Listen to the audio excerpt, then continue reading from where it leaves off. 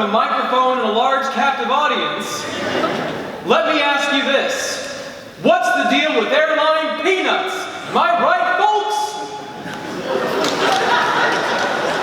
Okay. All right. So I know Mrs. Webster and Mr. Thurman and the faculty and the student body and my family were all a little bit worried that I wouldn't take this speech seriously. So let me assure you that I will not use this speech as a platform for my erstwhile irreverent personality, and that I am actually going to take this seriously for once. With that in mind, how are we feeling? Yeah? When people ask me how I'm feeling, I say the same thing everyone says. Nervous and excited. And when we say we feel nervous and excited, we mean that we feel nervous about the departure from the last 4 years and excited for the arrival of the next 4. Mind if I let you in on a little secret? It's a lie. It's an utter bold-faced lie, and everyone knows it. I'm scared to death. I'm terrified. I've cried like 4 times thinking about this moment. Everyone in the audience, everyone on stage, raise your hand if you're scared. Oh, come on, people. There's no shame here. Your friends are leaving. Your students are leaving. Your children are leaving. It's a little scary. We've done so much with these last 4 years. That's 4 years of sectionals championships, plays and musicals, model UN conferences, finals, concerts, morning meetings, AP exams, relationships, friendships, art shows, academic team matches, clubs, and whatever else this lovely, absurd little school had to offer us kids. Now, a not insignificant portion of this ceremony is dedicated to reminiscence, to remembering the specificities that made this graduating class so beautiful and so unique. But I don't want to malinger on past when this whole ceremony is about future.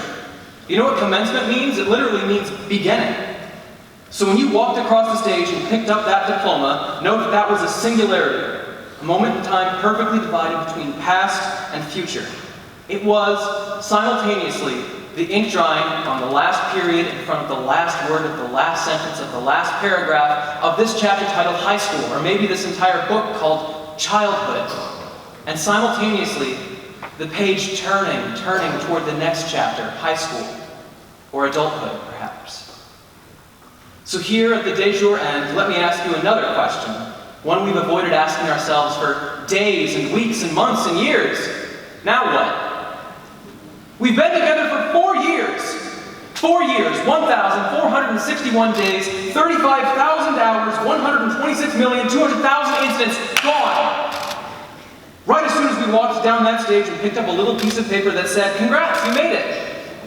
And after we picked up that paper, and after we walk outside into the hot summer sun and congregate with our loved ones and bid a few final farewells, what are we going to do with those 4 years? Where are they going to go? Will we forget them? Replace them as we grow older? In a month, are you going to remember your first ice cream social? In 6 months, when you're all settled at college, making new friends, how well are you going to remember these? In a year, how many people on stage are you going to be able to name? In 2? 5? 10?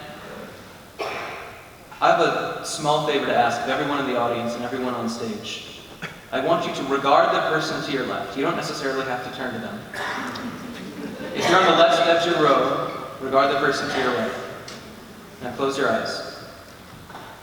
Conjure to the best of your ability as many memories as you can of this person. Take some time, even if you don't know them that well. What sort of memories can you call to mind from a few years ago? A few months ago? Last week? About an hour and a half ago, as you were coming on stage and lining up to find your seats.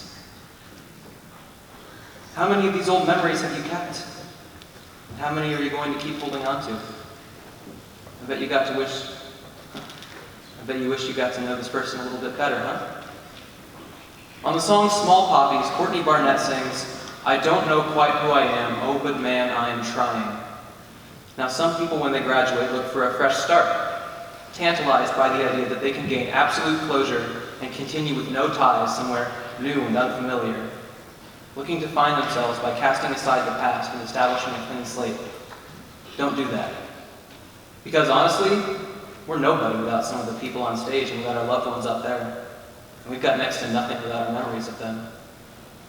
Down the line, when you're at college, people are going to ask you what high school you went to. And you're going to say, oh, I went to University High School. But that can't be a mere statement of fact. So carry these memories with you. Take the idiosyncrasies and the absurdities and the kaleidoscopic menagerie of people that you came to know and that you may have liked to know a little better. Don't discard the last 4 years. Hold on tight.